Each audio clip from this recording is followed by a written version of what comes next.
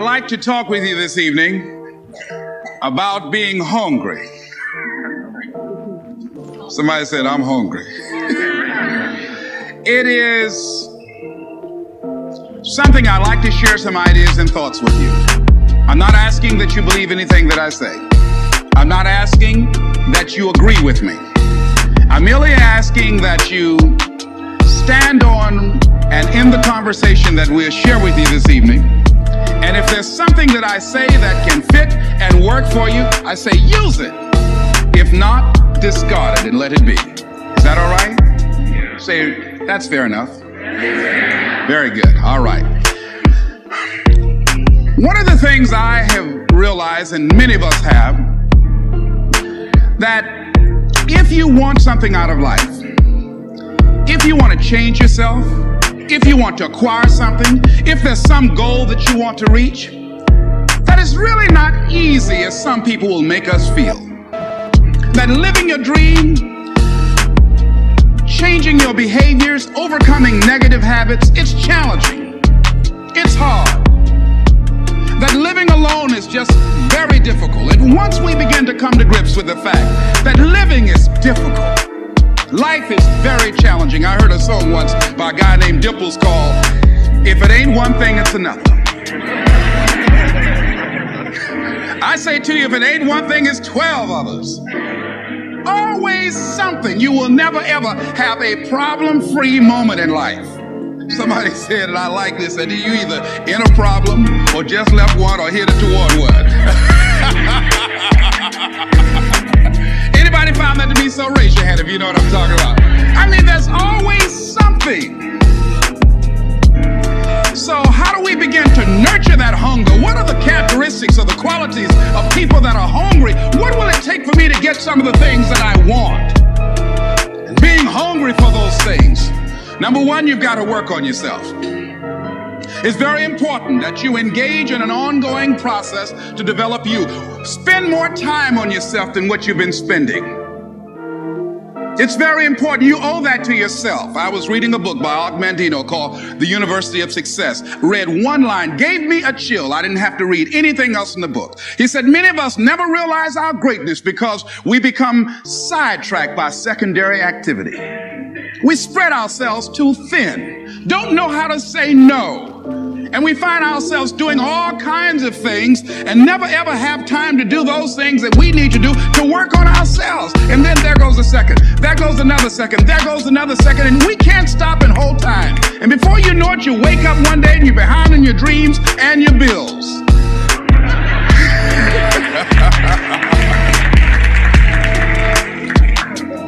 So decide that you're going to take some time to work on you, that you deserve that from yourself, that your life deserves some prime time because you are creating your own production. As Michael Todd would say, you are the star of your show. You are the director. You're writing the script. And you will determine whether your life is a smash office hit or flop. You determine that. Working on yourself, talking to yourself. That's so very important. Overcoming the negative conversation, that inner dialogue is going on all the time, even when you don't want it to be there. You can't stop yourself right now from thinking. You can't do it. It's going on. And so learning how to empower yourself, part of doing that is standing up to yourself. You've got to stand up inside yourself sometimes and say, shut up. You've got to do this. I was going to give a presentation, and this voice inside of me saying, you can't do this. You don't have everything it takes. I shut up. I'm behind on my bills, and you're telling me what I can't do. I have got to do it. You'll get scared sometimes. Your mind will go blank on you. Some people you will allow to unnerve you, and you wonder, what's wrong with me? I'm not crazy. That's why you've got to learn to make a conscious, deliberate, determined effort to stand up inside yourself.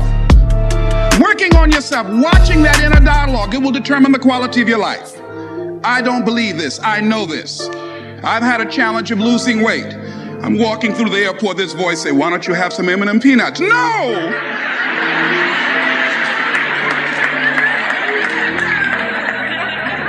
Well, just one.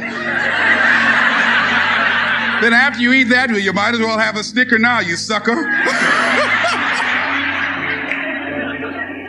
I mean, it's challenging. My mother fixed the kind of sweet potato pie you can't eat with your shoes on. Have to take your shoes off so you can wiggle your toes. It sticks on my fingers.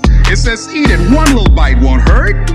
That voice, constantly. Little demons from Colonel Sanders driving my car in there. I had to say, no. I'll diet tomorrow. I saw a skinny man get hit by a truck. Had he had a little bit more weight, he might have lived, you know. Some of you know what I'm talking about. Raise your hand if you know that. That voice is awesome. So you have got to stand up to that voice. When you're working on something you want to achieve, you have got to stand up to that voice. You've got to sell yourself every day on your abilities, on what you're doing, on the goal that you want to reach. You've got to sell yourself every day, according to your level of belief. It will manifest itself in what you're doing. Whatever we have right now, whatever we're demonstrating in our lives, is a result of what we believe subconsciously that we deserve. And part of increasing that belief level is that you have got to convince yourself every day. You've got to sell yourself. I do a lot of training for many corporations, and I conduct sales seminars, and I've heard all kind of guys doing techniques and training people techniques of how to close sales and how to work with and begin to control the sale and how to ask for the close. Let me share something with you. You can learn all the techniques in the world. If you don't believe in yourself, it won't happen for you. I learned all of it. So that's why I do a training called Focus on the Seller. You've got to focus on you. And as you convince you, as you sell yourself every day, you will begin to see a difference in the things that you're doing. Selling yourself on your ability to perform a job, to achieve a certain objective. Telling yourself every day, here I go again.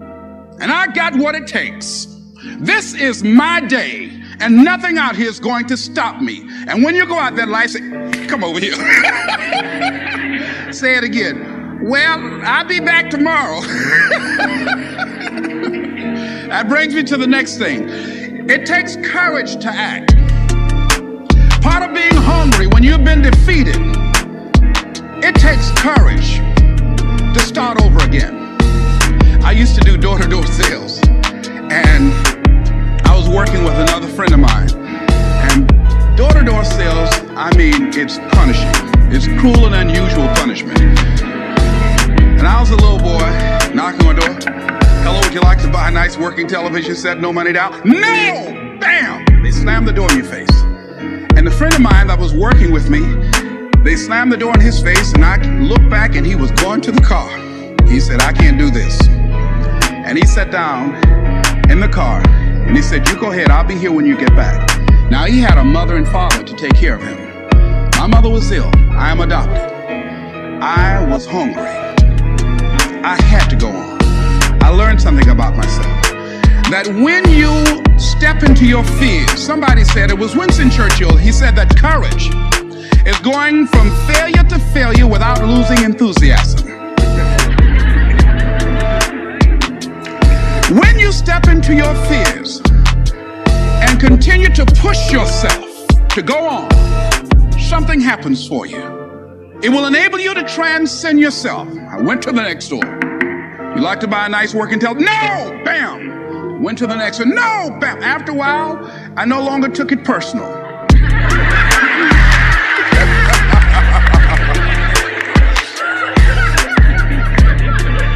And I began to play a game. I said, well, I know there's a yes out here somewhere. And I'm going to keep on till I find it.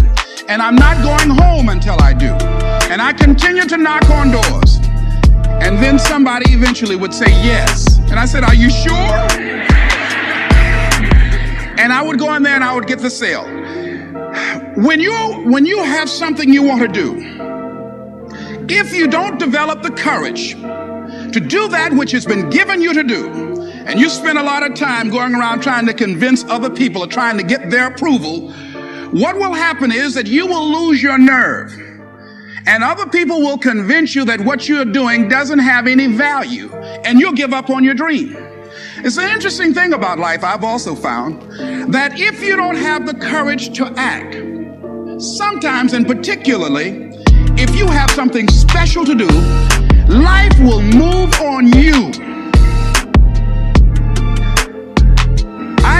If it were not for life, I would still be a disc jockey. I didn't just leave voluntarily to go to the state legislature. I was fired. I was working on a job, and I came home one day. I was married at the time, and I told my former wife, I said, that guy Bert I work for is stupid. She said, if he's so stupid, why does he sign you a paycheck? Now you see why I divorced her, right? I couldn't stand her. That night, I could not sleep well. Here was a guy that was controlling my life. I was going through all kinds of changes because this man controlled my paycheck. And it was Carlyle who said, truth crushed to earth shall rise again. Winston Churchill said, the truth is incontrovertible. Malice may attack it, ignorance may deride it, but at the end there it is. And we know scripture that says, ye shall know the truth, and the truth shall set you free. And the truth that I had to come to grips with, that I wasn't in charge of my destiny. The truth was that I wasn't giving all that I had. The truth was that there are some things that I wanted to do, but I didn't have the courage to act on those things. And the truth was that Bert Childs was a blessing to me. He made life so miserable for me, I had to start looking at my life differently. I started going to work earlier. I started being the last one to leave there. I started working harder than anybody else. The other guys could not. Why would you work so hard, Les? I said, I'm not working for them. I have been cheating, Bert, I thought. I've been cheating myself and my family. Wherever you are, whatever you're doing, do it with everything that you have. Develop the habit of giving more than what you're paid for. Develop the habit of setting standards that others will be measured by. Someone said, do not go where the path may lead, but go where there's no path and leave a trail. All right? It is easy to be negative today.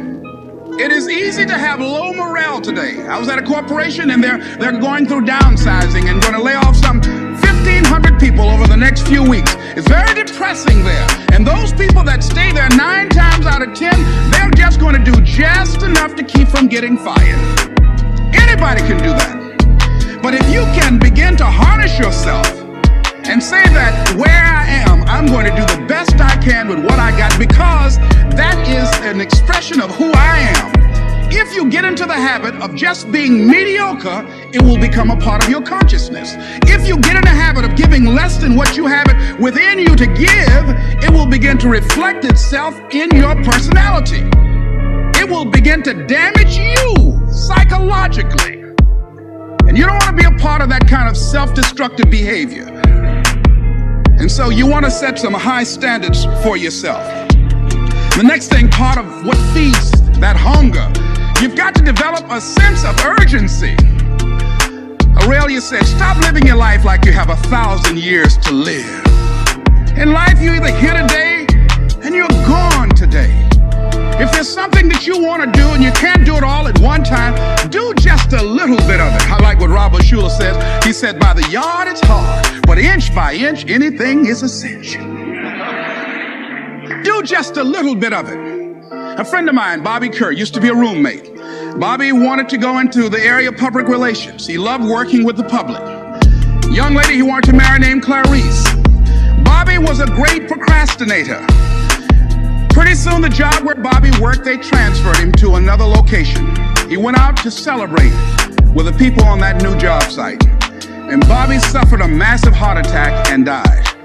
Bobby didn't drink and didn't smoke, was under 40, and he died. Ask your question, how much time do you have left? How much time do you have left? When you start thinking about that, we don't know. We don't know. Bobby took all the greatness and all of the talent and all of his abilities to his grave with him. One of the things he could have put in parentheses under his name, he didn't use all his stuff. And most of us do that. Most of us don't use the stuff that we have brought into the universe. And we want to make a conscious, deliberate, determined effort to start living life with a sense of urgency and using what we've got. Using ourselves up. Sharing what we brought into the universe to share. Because if we don't, nobody else will. Stop wasting valuable time. Knowing that if we begin to live our lives as if each day were our last, our lives will take on a whole new meaning. Take on a whole new expression, valuing each moment that we are blessed with. The next thing that begins to nurture that hunger, honor yourself as your word. Don't give your word out lightly. When you throw your word out there and you don't honor it, it makes a statement about you. If you decide to maintain a sense of integrity with yourself, that if I speak it, I'm going to live it. It's who I am. And I'm going to be very cautious in how I give my word to others, and most of all with the commitments that I make to myself. Because I want my life to reflect my words and honoring who I am and what I express. Another challenging area in terms of nurturing and developing that hunger in yourself is learning the art of becoming single-minded. Learning how to concentrate. Learning how to focus in. And you'll be surprised at the things that you're able to do. When you learn how to block things out, when you learn how to keep thine eyes single, you'll be surprised at the ideas that will come to you, of the people that you'll be able to attract, of the opportunities that you'll be able to see. You'll begin to see things that have been standing there looking you in the face saying, I can't believe this has been here all this time. Here's a habit that I do. Maybe it might be of some value to you. I get up in the morning and I start writing what great ideas that I can think of today that can improve me and that will enable me to reach my goal. And I just let my mind flow. Sometimes I write 15, 20 ideas. Some days it's more difficult than others. One idea can change your life. One idea can turn your life around. Deciding that you're going to focus to develop your skills. The guy was the new owner of a baseball team that was in the basement of the league when he took it over. He went to the pitcher and he said, what is your best throw? He said, well, I got a good curveball and I've got a good fastball. And he went on talking about his different throws. He said, but tell me this, what is your best throw? He thought for a moment. He said, I've got a good fastball. He said, that's all I want you to work on. Nothing else. Just develop your fastball. The next year, they went to the World Series. Most people don't know what their fastball is. Most people go through life never discovering what their talents are. Most people never develop their talents. They have skills and abilities, but if you don't nurture them, if you don't develop them, they will never serve you. Your gifts can take you many places if you develop your gifts. Most of us don't like to do those things that come easy to us. I've always loved to talk to people. I decided, taking this advice, to develop my skills as a speaker. And my gift has developed and it's taken me many places. You have something that you brought to the universe. And that if you decide that my life deserves my developing this, what I do well, and becoming the best at it and mastering myself and seeing what I have within me, if you decide to drop your buckets where you are and develop your gifts, I grant you, you'll never ever be without. I I grant you that your gifts will take you places that will literally amaze you. I grant you that if you begin to work to develop your gifts, you'll develop a strong sense of happiness. You'll get a larger vision of yourself, because part of beginning to get a larger vision of yourself, all of us need some area of our lives where we can have a feeling of competence. That people know when they think about this area, that's something you do. That you eat and sleep that. And that you do that. You do that. And people know it. And you know it. And you know that you know this. If you don't know anything else, you know this. Can you tell I know what I'm doing? Oh, hello. You know this. So you've got to work on it. When other folk are having a good time, you've got to have the strength of character to concentrate, to read, to digest information.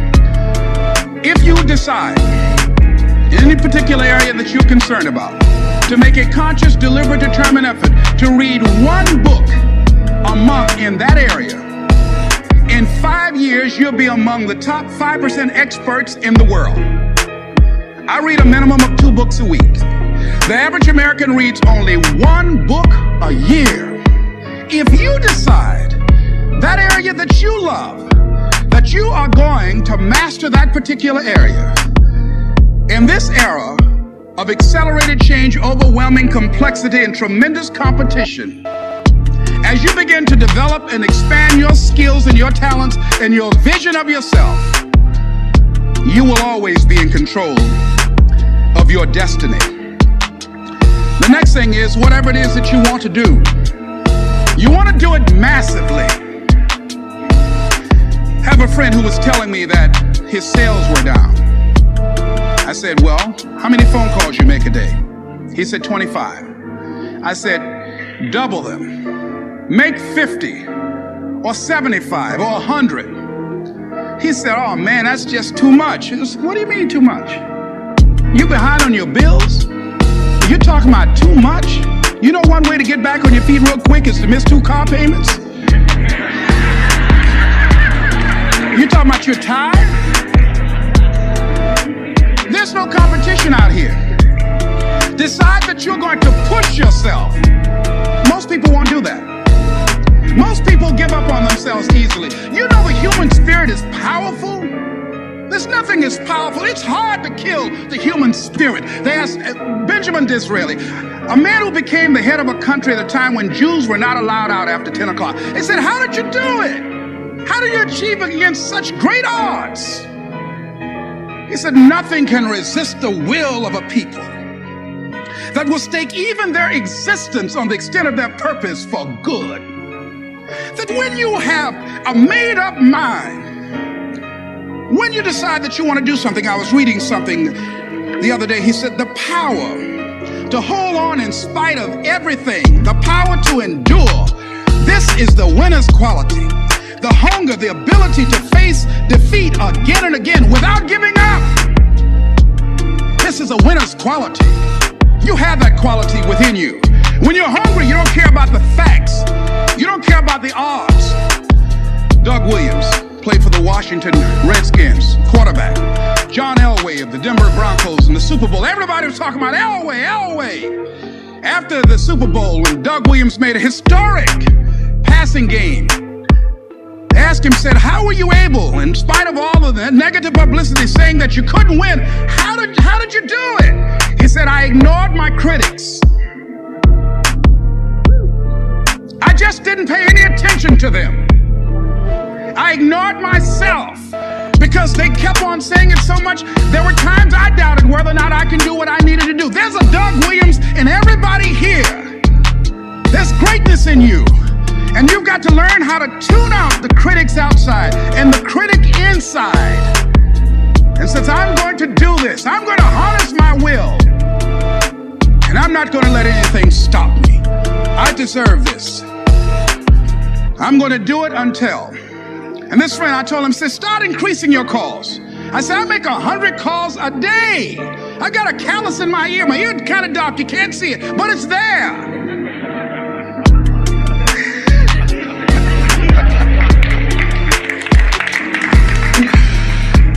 He said, sales have increased. He's working harder now.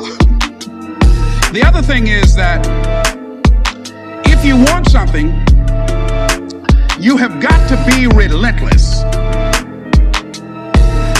You've got to learn how to become resourceful. You've got to learn how to become creative. When crises strike in your life, and in the Chinese language, crises mean danger, but it also means opportunity. And this is an opportunity for you to grow. And you've got to be so relentless, regardless of what comes down the pike, that you're always looking for a way to get over, always looking for a way that you can break through, always looking for a way that you can win, always looking for a way that you can strike a telling blow. And pretty soon, I think there's some people watching us in the universe that say, wait, let's call a meeting over here.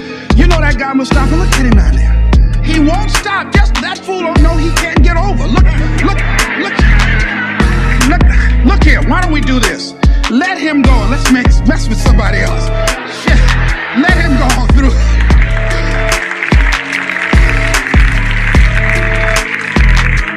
Life will just get tired of whipping you sometimes. And just say, let's just let this one go. I believe this. Now, no one has told me this, but I just kept on kicking. I didn't have sense enough to stop. I was intelligently ignorant. I didn't know what I couldn't do. So I just tried anything. And the fascinating thing about life, because you can't get out of it alive, you might as well have a good time, you know? You might as well have a good time. Live your life with passion, with some drive. I was giving a seminar the other day, and I mentioned that I was going to do some training in August with some young teenagers who take about 100 away to a 2 or 3 day camp and wipe them out. Been working on this. So after the speech, one of the parents walked up to me and said, Mr. Brown, I'd like for you to do something for my son. He's not motivated.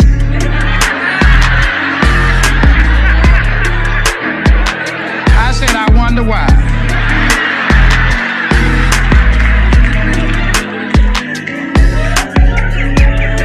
I wonder what's wrong with him. He had no fire whatsoever. See, what you do speaks so loudly, folk can't hear what you're saying. And so if you don't have any fire, you know, you've got to watch the people, the relationships that you develop. Have people of kindred mindsets. If you're around folk who are dead and negative all the time, they will affect you. You want people that are around you that have smiles on their faces, looking good. I was telling a group last week, Abraham Lincoln refused to hire a guy because of his face. They said, but the guy can't help it. He said, anybody over 30 is responsible for their face. If you have some depressing face looking at you every day, it affects your blood pressure. Keep these dead faces away from you. It's contagious. This is serious. So you've got to watch your countenance, watch your face, have an uplifted expression, watch your body posture. All of these things affect you psychically. You've got to be the kind of person that you are fearless. Fearless. Folk leave fearless people alone. There's some people walk through a neighborhood and every dog in the neighborhood would bark at them.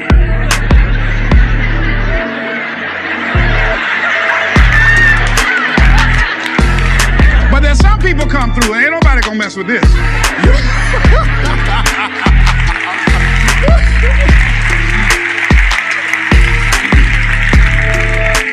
You are unstoppable. And because you are unstoppable, because you've got power that you haven't even begun to use yet, you owe it to yourself to release your brakes. How many of you have had the experience of pulling out of your driveway and you mashed on the accelerator and the car was just going, it couldn't move, and you mashed harder and it couldn't move, and then you discovered you had your emergency brakes on, and then you release those emergency brakes and it goes, choo. Have you ever had that experience before? Most of us go through life with our brakes on, holding back, not giving all that we have, not sharing all of ourselves. Most of us go to our graves still holding on rather than releasing it. What are some of those things that keep us from releasing it? Because of past experiences, past defeats, past pain. We look back, well, it didn't work out then. It probably won't work out now.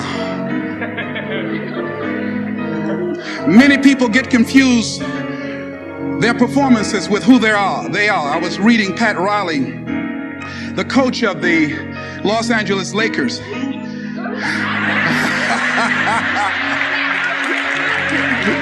But you're going to like this quote here. After the Trailblazers had blown them out of the water, and I'm sure he said this last night, they asked him, how do you feel? He said, tonight we were exposed for what we are right now. You see? That if my speech tonight doesn't work, it doesn't mean that I'm a bad speaker. It means that what I didn't work tonight. And I've got to separate what I do from who I am. And I've got another shot. See, the last chapter to your life has not been written yet, and it doesn't matter about what happened yesterday. It doesn't matter about the things that you've done that you feel guilty about. If you wouldn't do it today, you're convicting an innocent person. You've been reborn to a new state of consciousness. And as they say, if we knew better, we would do better. And so we begin to decide, I'm not going to be denied. I remember, and I was telling someone, and they asked me, would you repeat that again? I was interested in going into broadcasting. I'm a doctor, and that was my key out. I wanted to make my mama proud of me. I was very much appreciative of what she's done for my brother and sister and I. And that was my way out. And I went over to a radio station, asked the guy and told him that I was interested in broadcasting. He looked at me in my straw hat and my overalls. He said, you have any broadcasting background? I said, no, sir, I don't. What do you do? I cut grass. Young ladies asked me what kind of work I do, and I was working on a garbage truck. I say, well, I'm a sanitary technician. He said, we don't have any job for you. I decided that was something I was going to do. I decided I'm unstoppable. I'm going to go up and hit. I'm going to do this. I started going to the radio station every day, developing a relationship with the people that were doing what I wanted to do. And that's what I encourage you to do. Whatever area you want to go and find people that are doing it the way you want to do it and develop a relationship with them. When I decided to go in this area, I wrote letters to Dr. Norman Vincent Peale, to Zig Ziglar, to Dennis Waitley, all of the giants in this area. And I said, this is something I want to do. I've been following your career. Would you help me? Dr. Norman Vincent Peale answered my letter, did an article on me, wrote about me in the most recent book that he issued, and done many broadcasts about me. I'd wanted to develop a relationship and rapport with those people that were achieving those things that I wanted to achieve. By the same token, I would go to the radio station, and I developed a relationship with the guys. And they used me as an errand boy when they needed some food or someone to go pick up entertainers that came into town. Temptation singing My Girl, Jerry Butler singing For Your Precious Love, Sam Cooke singing Darling You Send Me. I would pick up the entertainers at the airport and drive them around in the disc jockeys, big Cadillacs. They didn't have any driver's license, but I was acting like I had some.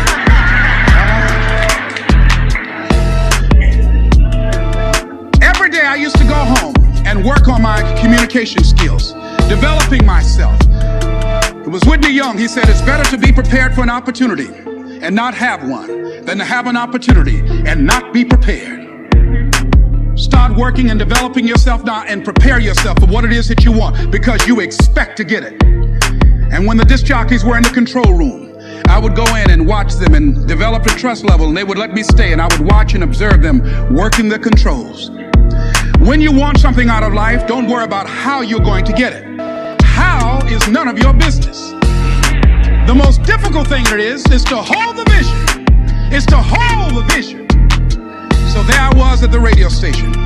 A guy was on the air and he started to drink by the name of Rock. I was outside the window looking at him and watching. Hungry and ready. Saying, drink, rock, drink. Pretty soon the phone rang. It was the general manager. I said, hello?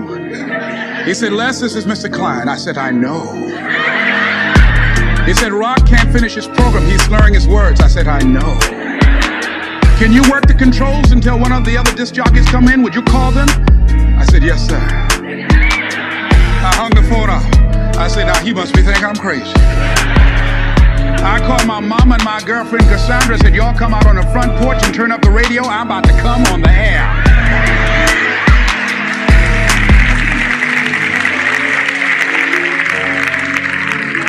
I waited about 15 minutes. I called him back. I said, Mr. Klein, I can't find nobody. He said, well, why don't you go in there and work the controls until they get there? And don't say nothing here. I said, yes, sir. I couldn't wait to sit down at that turntable, Mustafa.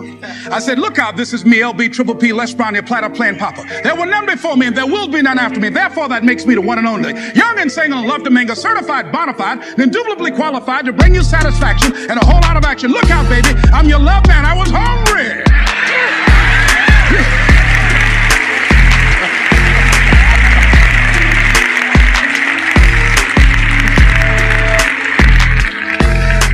Shake somebody's hand on your right and left and say, you've got to be hungry.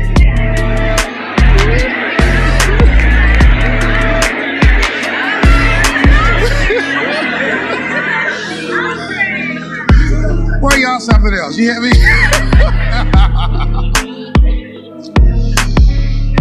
You want to be persistent about what it is that you want to achieve.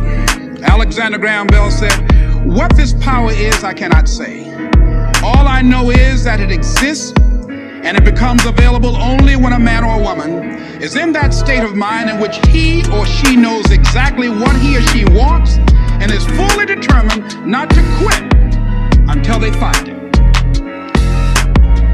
When our children are learning how to walk, how many times will your baby attempt to walk and fall and you just say, just sit down, don't try anymore. You've fallen 20 times.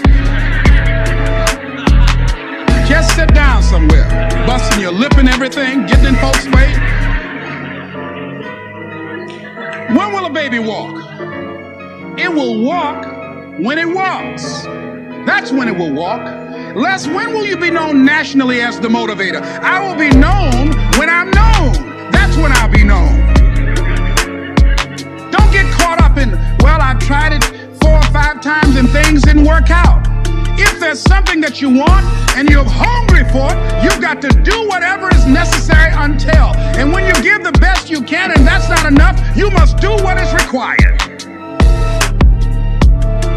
And don't give up on yourself.